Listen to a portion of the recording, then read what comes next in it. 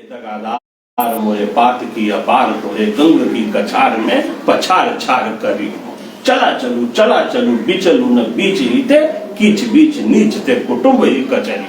क्या हम तुलसी को संत नहीं कहेंगे? हे काजी, तुम कुरान को छोड़ दो, ऐ पाड़े तुम वेद छोड़ दो। अल्पसंख्यक के नाम पर जितनी योजनाएं आई उनमें से ज्यादातर का लाभ अशराफ मुसलमान उठा ले। अगर मार्क्सवाद कहता है कि धर्म अफीम है तो हिंदू धर्म भी अफीम है, इस्लाम भी अफीम है उसके लिए। लेकिन वही मार्क्स जब ये कहते हैं कि धर्म हृदयहीन समाज का हृदय है और आत्माहीन समाज की आत्मा, हिंदू प्रश्नों पर सेकुलरिज्म के लोगों ने उतनी गंभीरता से विचार नहीं किया जितना करना चाहिए।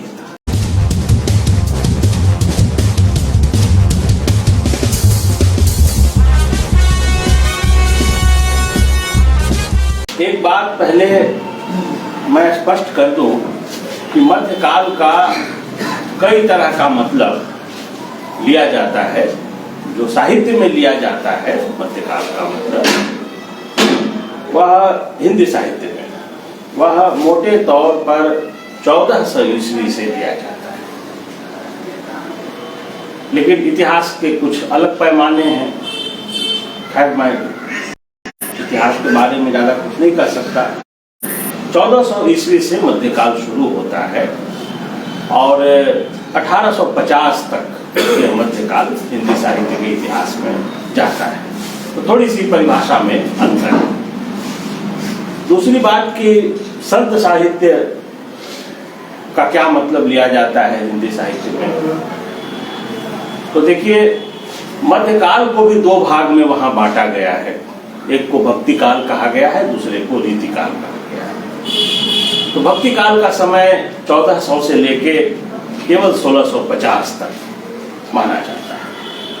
उस भक्ति काल के भीतर भी एक संत साहित्य कहा जाता है, एक भक्त साहित्य कहा जाता है।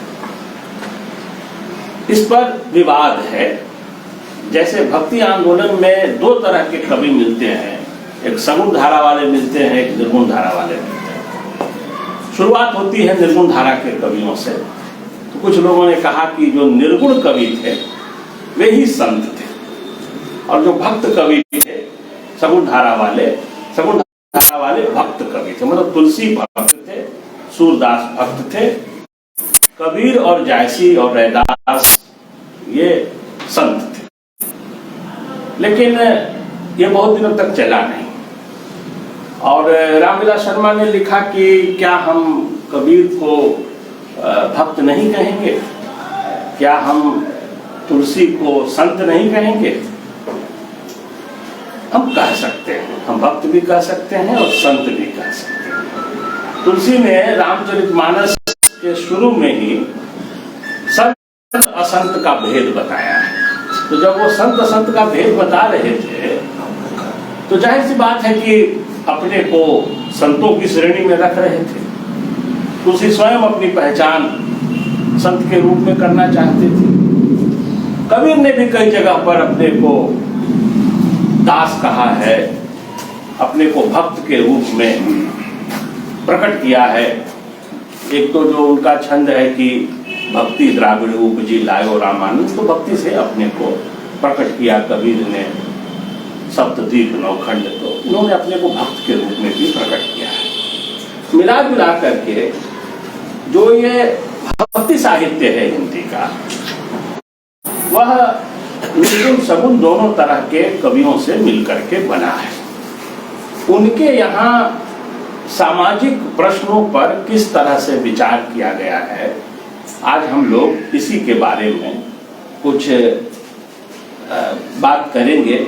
और आप लोग मुझसे बहुत ज़्यादा उम्र के और बहुत से श्रेष्ठ लोग यहाँ हैं, तो मैं बस निवेदन कर रहा हूँ सर, मेरा कोई दावा नहीं है कि जो मैं कह रहा हूँ वो सब ठीक है। जो कुछ थोड़ा मैं काम कर सका हूँ, मेरी एक छोटी सी किताब है जाति के प्रश्न पर कबीर।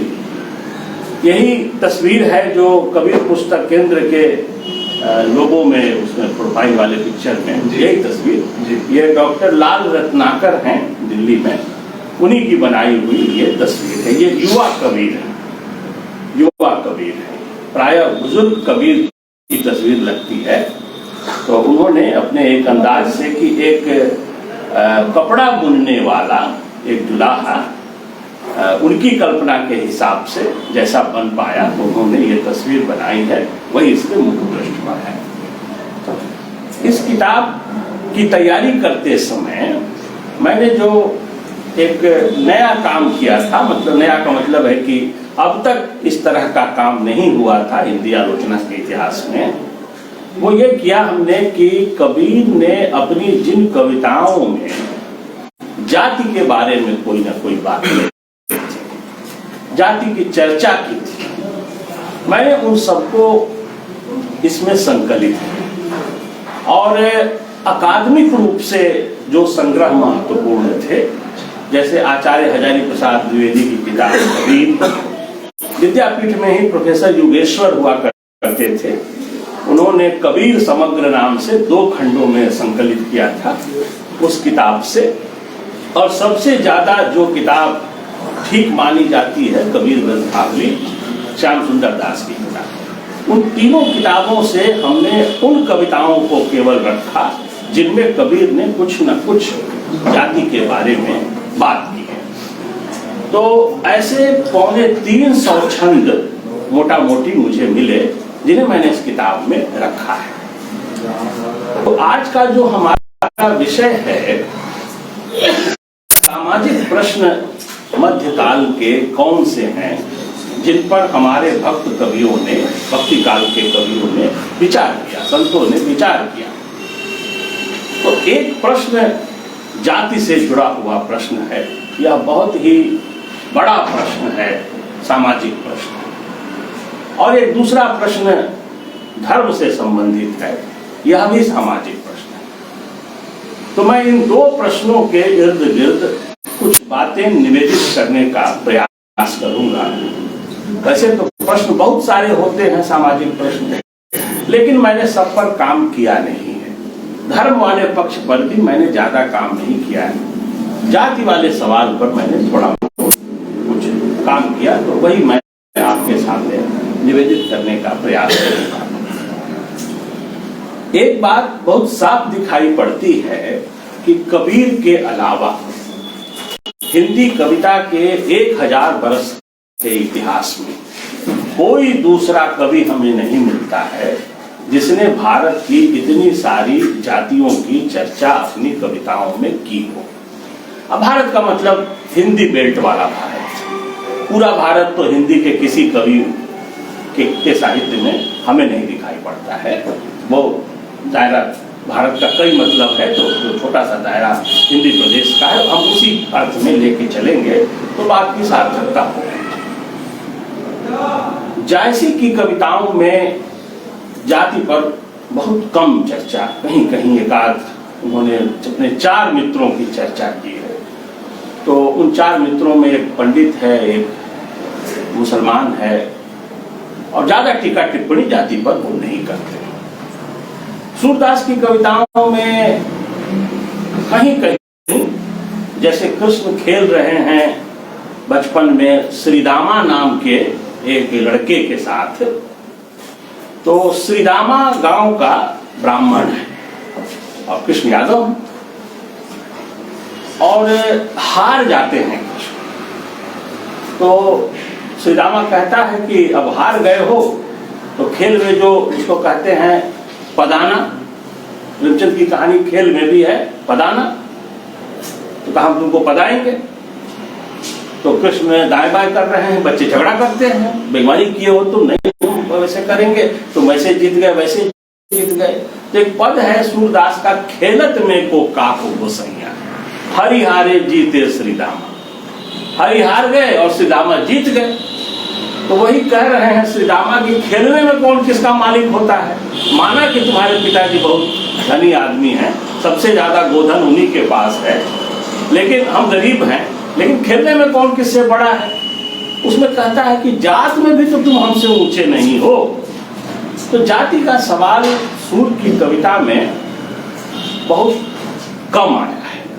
एक जगह भगवान के बारे में चर्चा करते हुए कहते हैं कि अविगत गति का जो कहत ना आवे, ध्यान नहीं जाता है वहां पर, खूब ध्यान से देखा जाए तब समझ में आता है।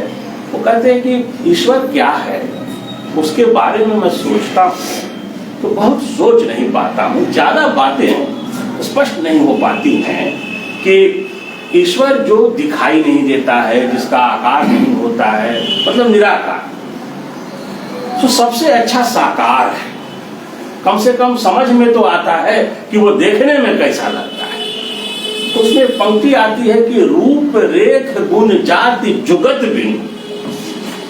कहा कि भला सोचिए कि एक ऐसे ईश्वर की कल्पना करना जिसका न तो रूप है न उसका रेखा चित्र बनाया जा सकता है, कहते हैं कि उसमें कोई गुण भी नहीं है, गुणों से परे है, कहा कि उसकी कोई जाति भी नहीं है।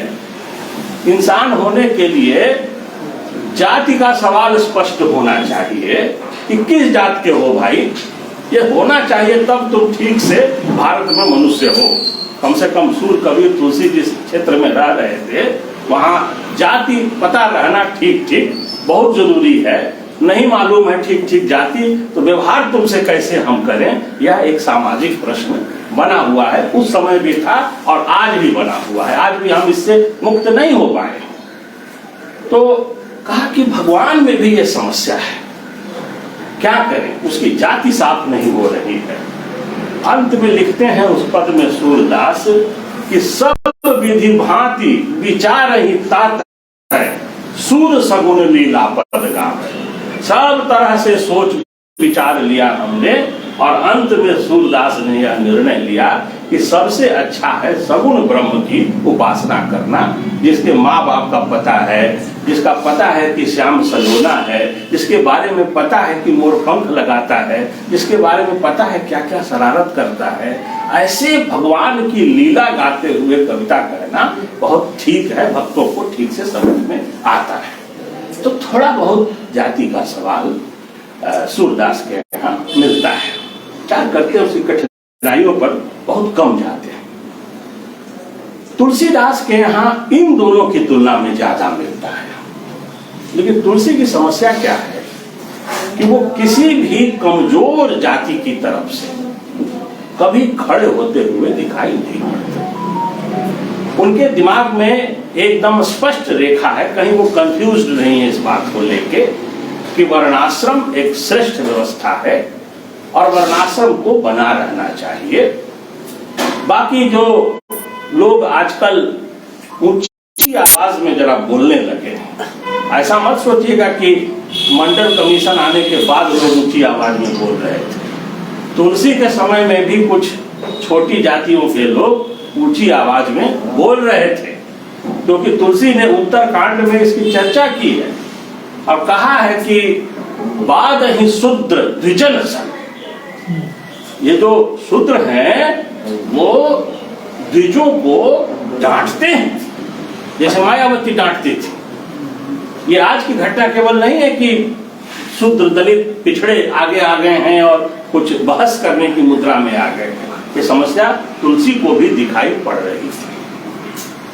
फिर उन्होंने कहा कि देखिए, राम की कहानी कहने, सुनने, पढ़ने, इन सब के बारे में विचार करने का हक उनको नहीं है जो लोग वेद और ब्राह्मण और इस तरह की मान्यताओं को नहीं मानते हैं। एक शब्द कहा है तुलसीदास ने, वर्णाधम, जे वर्णाधम तेली कुम्हारा।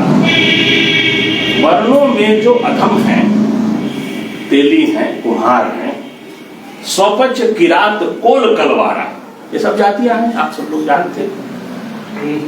इन सबको राम कथा के बारे में सोचने विचार में कहने का हक नहीं है। वो अधिकारी भेद की भी बात अपनी कविता में करते हैं। एक तरह से हम ये कहें कि तुलसी की कविता में पीड़ा तो बहुत है। मनुष्यता जहां जहां आहत होती है तुलसी उस दर्द को पहचानते हैं। ये हम नहीं कह सकते हैं कि तुलसी कोई छोटे कवि हो जाते हैं इन प्रकरणों के कारण। तुलसी की महानता दूसरे दूसरे कारणों से है, लेकिन जब हम कुछ खोजने निकलते हैं तो हमें साफ निगाह रखनी चाहिए, और हम सुखन फहम हैं गालिब के तरफदार नहीं। हमको शायरी की खूबसूरती को कबूल करना चाहिए, गालिब या मीर की तरफ से नहीं बोलना चाहिए कि हमें गालिब से बहुत मोहब्बत है तो उनकी कमजोरियों को भी हम कहें कि नहीं, कोई कमजोरी नहीं। तुलसी की जो कमजोरी है सो है, हमें मान लेना चाहिए। तो तुलसी इस सवाल पर बहुत कट्टर रवैया अपनाते हुए दिखाई पड़ते हैं, और कहीं से भी वे वर्णाश्रम में किसी तरह के ज्यादा संशोधन को मानते नहीं है। कहीं कहीं दिखाई पड़ता है, कुछ कहानियां उसमें हैं, निषाद राज गुह को जैसे प्रधानता देते हैं, जैसे सबरी को प्रधानता देते हैं, कुछ संशोधन है हल्का फुल्का, लेकिन ज्यादातर मामलों में तुलसी परंपरागत ढंग के विचार ही रखते हैं। एकमात्र कबीर हमें मिलते हैं जहां पर 50 जातियों की चर्चा हमें मिलती है। कबीर से लेकर के हम 2022-23 तक भी चले आए तो हमें कोई बड़ा कवि हिंदी का ऐसा नहीं मिलता है जिसने इतनी सारी जातियों के बारे में विचार किया हो। एक बात कहना मैं भूल गया कि तुलसी की कविता में मुसलमानों की कोई चर्चा नहीं मिलती है, जबकि कबीर में खूब मिलती है। कबीर से 100-150 बरस बाद तुलसी का रचना काल आता है, और जिस जमाने में तुलसी थे वो अकबर और जहांगीर का काल था। मुगल काल अपने सर्वोत्तम रूप में ऊंचाई पर था। तुलसी के पूरी रचनावली में, पूरे साहित्य में एक जगह जुलाहा शब्द आता है। वो प्रसिद्ध कवित्व है कि धूत कहो रजपूत कहो जुलाहा कहो को। खिसिया के तुलसी कह रहे थे।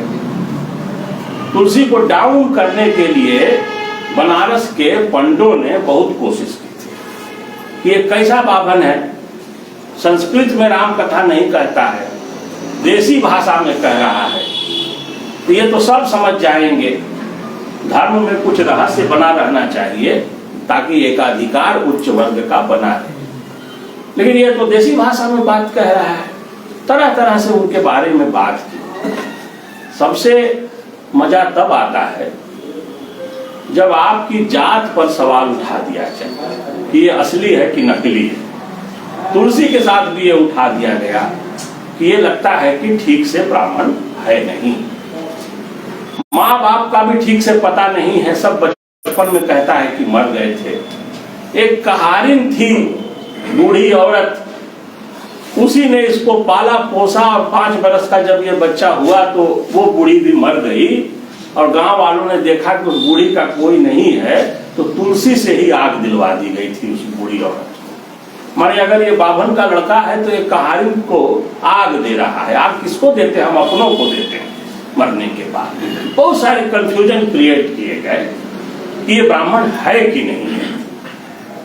तुलसी इससे बहुत हिलते हैं, बहुत व्यथित होते हैं, और वो कहते हैं कि जो मन करे सो कहो मेरे बारे में। कुछ ने कहा कि ये धूर्त है, कुछ ने कहा कि अवधूत है। अवधूत माने साधु सन्यासी जिसकी वधू न हो, जिसकी शादी न हुई।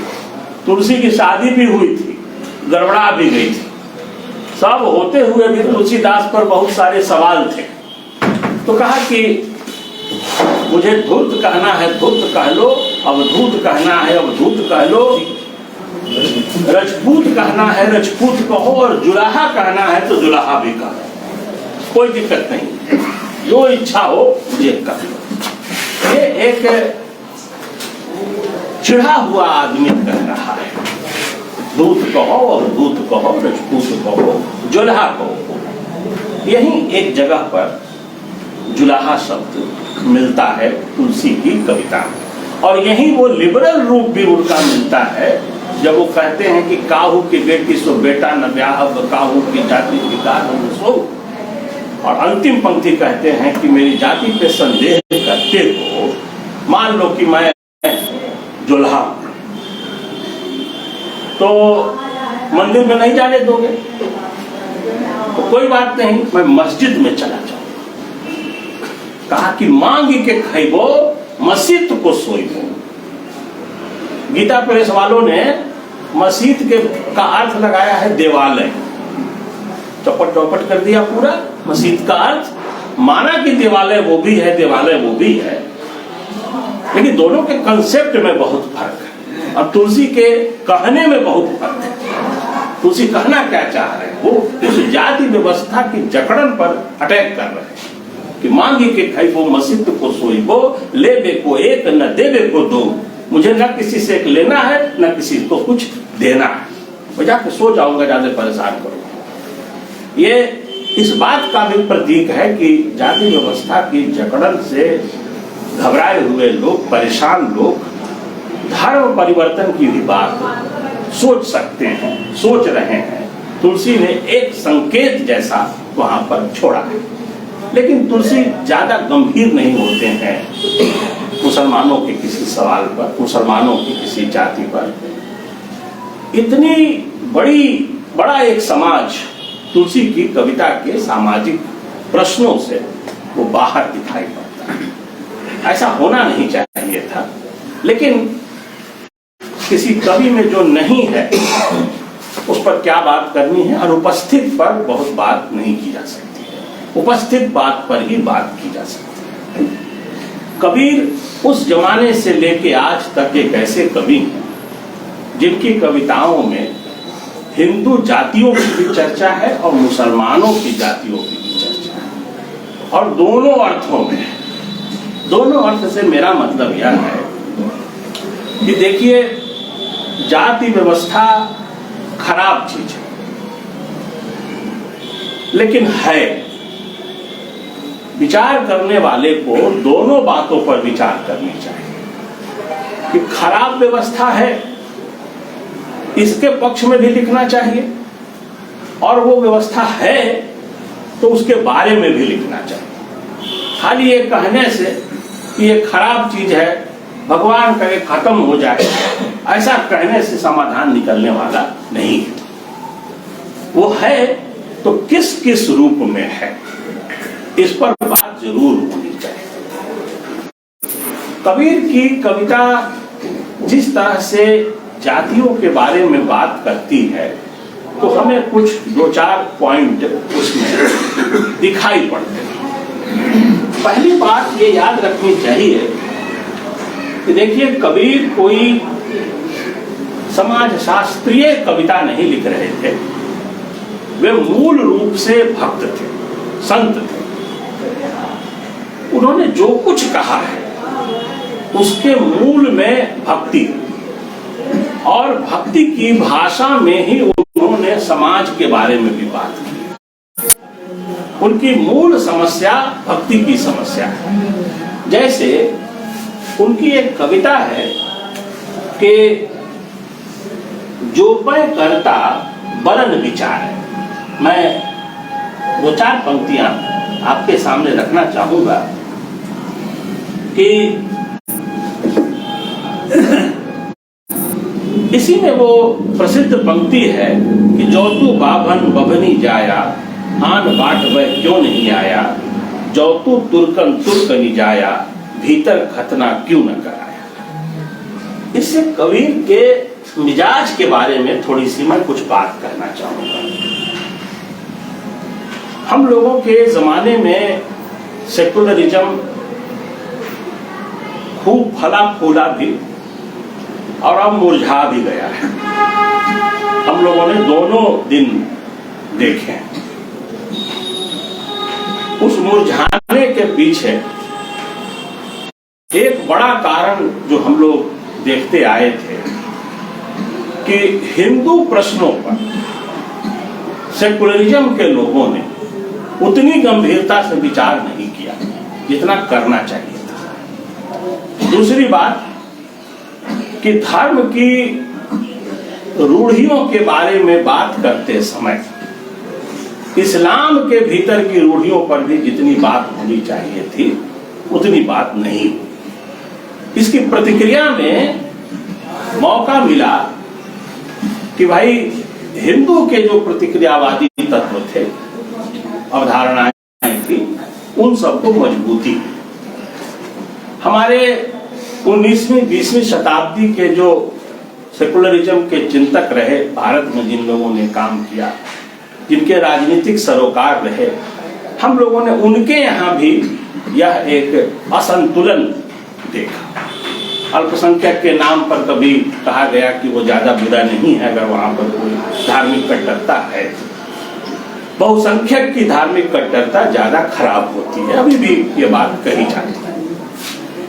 जरूरी नहीं है कि हम सामाजिक प्रश्नों को हमेशा राजनीति करने वालों की जुबान से ही समाधान की तलाश करें।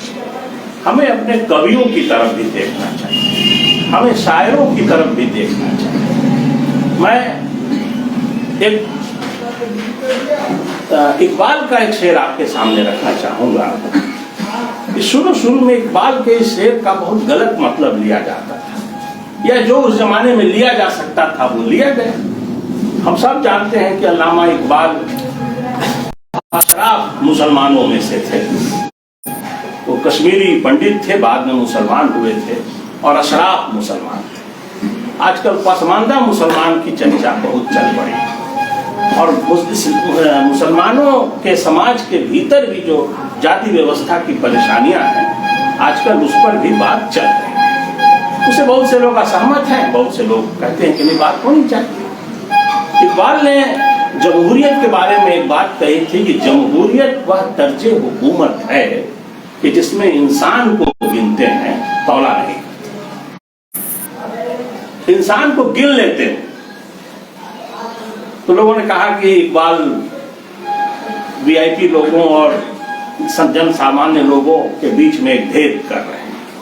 वो इंसान को तौलने की बात कर रहे हैं। वो कह रहे हैं कि इंसान कैसा है, क्या वो इंटेलेक्चुअल है या समझदार है या ना समझदार है। तो हमें जरा समझदारी वाली बात भी करनी चाहिए, और केवल इंसान को हम गिनेंगे तो कभी कभी गलती भी हो जाएगी। हमें कार्ल मार्क्स की भी उस अवधारणा को ध्यान में रखना चाहिए जहां पर लुम्पेनिज्म की बात की गई कि लुम्पेन लोग भी इकट्ठे हो सकते हैं, और इकट्ठे हो जाएंगे तो डेमोक्रेसी में वो खतरा ही पैदा करेंगे। हमें इकबाल की बात को भी याद करना चाहिए। वो भी यही कह रहे थे कि गलत लोग भी हो सकता है साहब इकट्ठे हो जाएं, तो इंसान को आप खाली गिनेंगे, तौलेंगे नहीं, तो गलती हो सकती है। कबीर भी एक जगह कहते हैं कि लोकामति के घोराले, ये जो लोग होते हैं साधारण लोग, वो बुद्धि से भोले भाले होते हैं। इनसे बहुत ऊंची वैचारिकी की उम्मीद आप मत कीजिए, बहुत भोले भाले होते हैं। और उसमें कहते हैं कि लोकामति के घोराले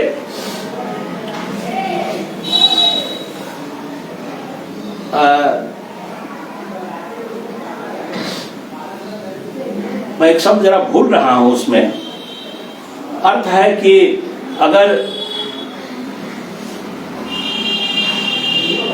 जो काशी तन तजे कबीर तो राम ही कहानी हो रहा है। ताकि ये जो कहा जाता है कि काशी में मरोगे तो उद्धार हो जाएगा, अगर काशी इतनी इंपॉर्टेंट है तो राम का क्या महत्व है? महत्व राम का होना चाहिए। उसी में वो कहते हैं, जो कहते हैं आज भी कोई कह दे तो गोली मार देंगे लोग कि जस काशी तस मगहर ऊसर। अगर मगहर साहब ऊसर है तो काशी भी ऊसर है। फर्टाइल केवल राम है, और कोई उनके अलावा कोई और उपजाऊ नहीं है। बाकी देखिए, इसी बनारस में तुलसी थे, हमारे रीतिकाल के कवि हुए पद्माकर, संस्कृत के कवि हुए पंडित राज जगन्नाथ, इन सब ने गंगा की प्रशंसा की। दरभंगा में थे विद्यापति, इसी बनारस में भारतेंदु हरिश्चंद्र थे, सबने गंगा पर कविताएं लिखी हैं। कबीर ने कोई कविता गंगा पर नहीं लिखी है। खाली एक जगह लिखा है कि कबीर मन निर्मल भया जैसे गंगा नीर, उपमा दे रहे थे। लेकिन गंगा की प्रशंसा में कोई कविता लंबी चौड़ी नहीं लिख रहे थे। जैसे तुलसी सुरसरी मान करके गंगा के बारे में लिख रहे थे, जैसे पद्माकर गंगा पर पूरी कविता ही लिख रहे थे। अपने पाप को पुकारते थे पद्माकर और कहते थे गंगा के किनारे चलो ऐ मेरे पाप, वहीं तुमसे गंगा के सामने तुमसे लड़ाई करूंगा। अरे दगादार मोरे पात की अपार तोरे, गंग की कछार में पछार छार करी। चला चलू बिचलू न बीच रीते, कीच बीच नीच ते कुटुंब ही कचरी। वहां गंगा को लेकर खूब आस्था हिंदी के कवियों ने दिखाई। कबीर गंगा की प्रशंसा नहीं करते, कबीर किसी मंदिर को महत्व नहीं देते और कबीर काशी को महत्व नहीं देते। हम बहुत आगे आकर बैठे हैं, 2023 में हैं हम। आज भी किसी कवि में हिम्मत नहीं होगी कि इन तीन चीजों का विरोध करके दिखा दे, लोग मार डालेंगे। इसी तरह सेकुलरिज्म की बात मैं कर रहा था। कबीर उस जमाने में जिस बुराई के लिए हिंदू की आलोचना कर रहे थे, उस बुराई के लिए वो मुसलमान की भी आलोचना कर रहे थे। अगर वे बलि देने की प्रथा को हिंदुओं में खराब मानते हैं तो मुसलमानों में भी वो खराब मानते हैं। एक सच्चा इंटेलेक्चुअल धर्म को लेकर के एक अपनी राय तो बनाएगा। ऐसा नहीं होना चाहिए कि हिंदू धर्म के मामले में कोई और राय हो और इस्लाम के मामले में कोई और राय हो। आपको धर्मों को लेकर के राय अपनी बनाते समय सावधानी रखनी चाहिए। कबीर की कविता हमें यह सीख देती है। मैं 2-3 पंक्तियां आपके सामने रखना चाहूंगा। ये बहुत ही क्रांतिकारी बात कबीर की कविता में दिखाई पड़ती है। इस पर हमारे हिंदी आलोचना में ज्यादा बात नहीं हुई है। जैसे मार्क्सवाद जब धर्म के बारे में अपनी थ्योरी देता है तो सभी धर्मों के लिए देता है।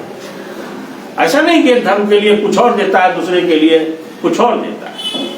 अगर मार्क्सवाद कहता है कि धर्म अफीम है तो हिंदू धर्म भी अफीम है, इस्लाम भी अफीम है उसके लिए।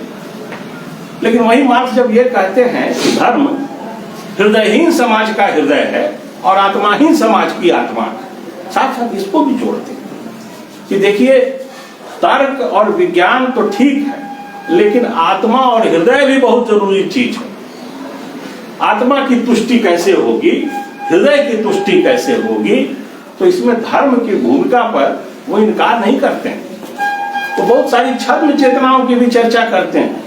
हम लोग क्रांतिकारी झोंक में बहुत से बातें अपने ही चिंतकों के छोड़ दिया करते हैं और जिन बातों से राजनीति करने में सुविधा होती है केवल उतनी बात का प्रचार करते हैं। चिंता तब होती है जब राजनीति के पीछे पीछे बौद्धिक लोग चलते हैं। प्रेमचंद ने कहा था कि साहित्य राजनीति के आगे मसाल दिखाती हुई चलने वाली सच्चाई है। साहित्यकार को इस बात की चिंता नहीं करनी चाहिए कि राजनीति के लोग उसको पॉलिटिकली करेक्ट कहेंगे कि नहीं कहेंगे। उसे अपनी जमीन के हिसाब से करेक्ट बात करने की कोशिश करनी चाहिए। देखिए, एक कहावत मुल्ला काजी, राम बिना सब फोकट बाजी। ये कबीर की कविता है। अब सोचिए कि मुल्ला और काजी, इनको कहेंगे आप कि राम से क्या मतलब है। लेकिन देख लीजिए सूफी परंपरा को, मेरा पिया घर आया ओ राम जी, नुसरत फतेह अली खां गाते हैं। राम शब्द का प्रयोग सूफियों ने किया है। राम दशरथ सुत राम निर्गुण में नहीं है। राम नाम एक है, जिसको तुलसी भी कहते हैं कि नाम पर ध्यान दीजिए। ये मत देखिए कि वो हिंदुओं के देवता हैं, नाम कुछ ना कुछ तो रखेंगे ही आप। अब ये ऐसी कविता, ऐसी पंक्ति, पकी हुई पंक्ति आज के भी किसी हिंदी कवि के पास नहीं है। वो तुरंत डिफरेंस करेगा कि भैया मुल्ला काजी को राम का हवाला क्यों दे रहे हो। छाड़ी कतेब राम कह काजी। हे काजी, तुम कुरान को छोड़ दो, उस बहस में मत पड़ो, नहीं रह पाओगे मिलके, तुम राम का नाम लो। खून करत हो भारी, ये पशुओं की बलि देने से कुछ होने वाला नहीं है, ये बढ़िया चीज नहीं है। पढ़िले काजी बंग निवाजा, उहाँ न दो जग भिष्ट मुकामा, यहाँ ही राम यहाँ नहीं माना। राम रहीम दोनों को एक साथ ला करके हम कबीर को छोड़ दें तो राम रहीम का नाम लेने वाला कवि हमें उनके पहले नहीं मिलता है। सूफियों के यहाँ मिले तो मिले, लेकिन हिंदी कविता में कोई नहीं मिलता है जो राम रहीम का नाम एक साथ लेकर के कविता लिखता हो।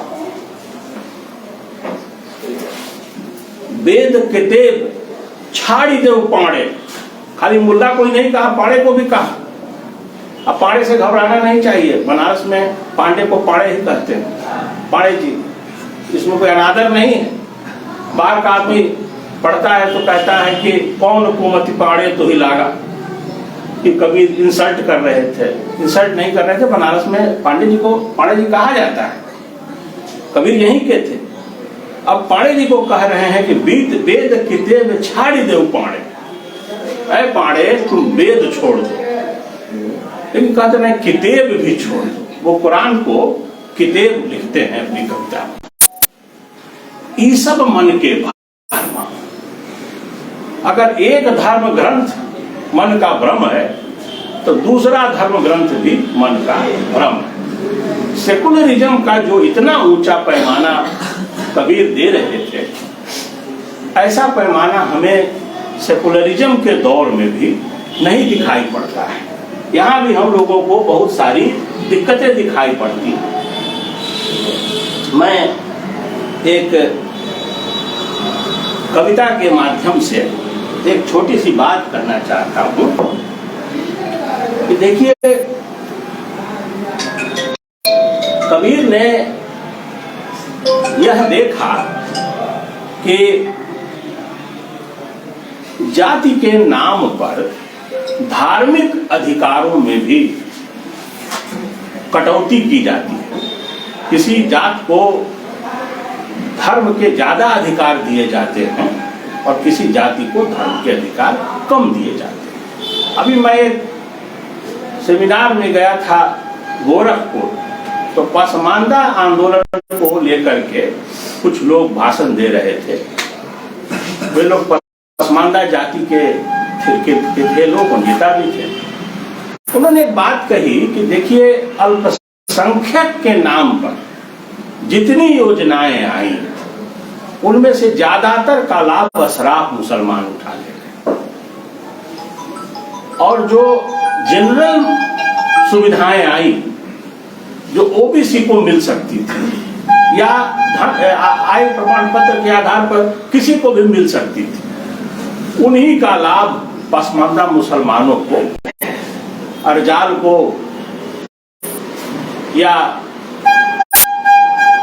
एक और जो वर्ग है, मैं जरा नाम बोल रहा हूँ, मतलब कहा था कि अशराफ हैं, एक अर्जाल हैं और एक और अजलाफ है। कहा कि जो दो है अजलाफ और अर्जाल है, मोटा मोटी जो दलित जातियों की तरह के लोग हैं वो मुसलमानों में भी हैं, लेकिन जिन्हें शेड्यूल कास्ट का रिजर्वेशन नहीं मिलता है। शेड्यूल कास्ट का भी रिजर्वेशन जब मिलने वाला था तो फिर बताया उन लोगों ने कि देखिए 5 लोग थे उस कमेटी में, सरदार वल्लभ भाई पटेल थे और शायद कृपलानी जी थे और 3 अशराफ मुसलमान थे। तो इन दोनों हिंदुओं ने समर्थन किया कि मान लीजिए डोम जाति का कोई व्यक्ति मुसलमान हुआ है तो उसको एससी का रिजर्वेशन दीजिए तो लाभ होगा। तो इन्हीं 3 जो अशराफ मुसलमान थे उन्होंने कहा नहीं, इस्लाम बट जाएगा, मुसलमान बट जाएंगे, इनको हम उसमें नहीं जाने देंगे। हमारे यहाँ अनटचेबिलिटी का व्यवहार नहीं है, हमारा धर्म नहीं कहता है कि कोई अनटचेबल है, और हिंदुओं में तो धार्मिक मान्यता है कि अनटचेबल है, धर्म ग्रंथ कहते हैं कि कुछ लोग अनटचेबल है। मैंने तर्क दे करके उसको खारिज, 3 लोग थे, 3 का वोट भारी पड़ा, 2 के वोट पे उन लोगों ने बहुत सारे ऐसे उदाहरण रखे कि अशराफ मुसलमानों ने किस तरह से, जिनकी संख्या बहुत कम है, उन्होंने ये भी गिन के बताया कि देखिए पूरे भारत में मुसलमानों का इतना रिप्रेजेंटेशन है और जिसमें अधिक से अधिक अशराफ जातियों के मुसलमान उस रिप्रेजेंटेशन को एंजॉय कर रहे हैं और बाकी जो पसमानदा वर्ग है वो पूरा का पूरा पीछे है, हटा हुआ है उससे। खैर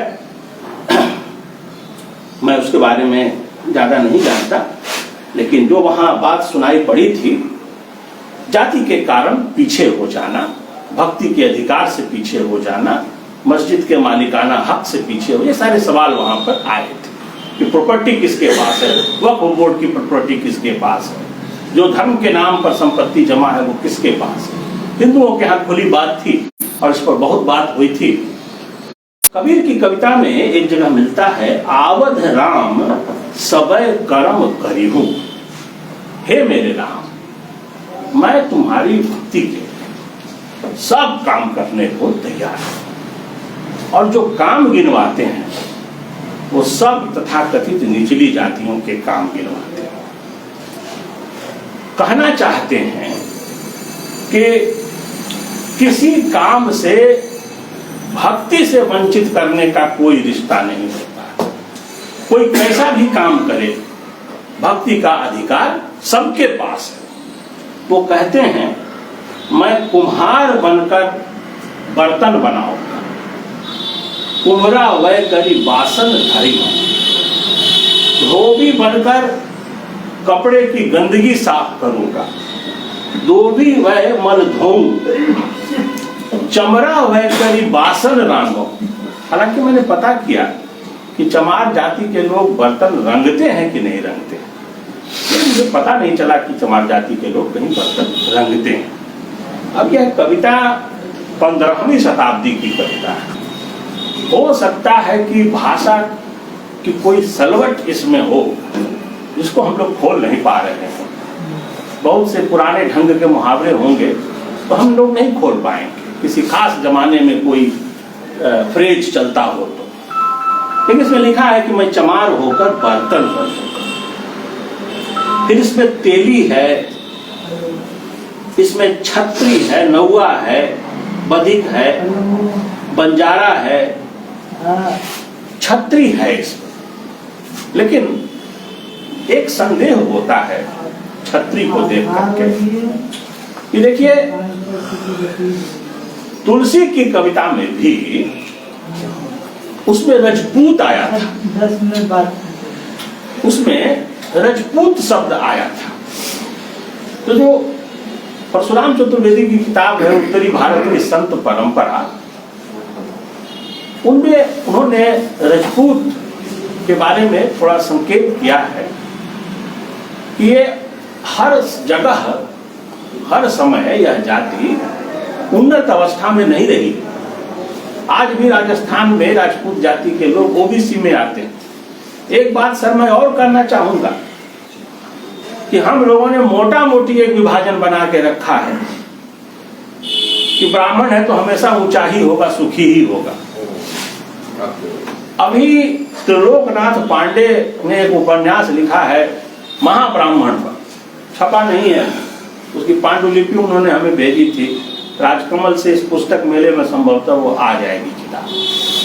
अब हम लोग सब जानते हैं कि महाब्राह्मण मृतक संस्कार में वह आता है और वह ब्राह्मणों के बीच में बहुत हेय समझा जाता है। दूसरी उपजाति का कोई ब्राह्मण महाब्राह्मण के लड़के लड़की से शादी नहीं करता है। उस पूरे उपन्यास में उन्होंने आत्मकथात्मक शैली में उस दर्द का बखान किया है, बयान।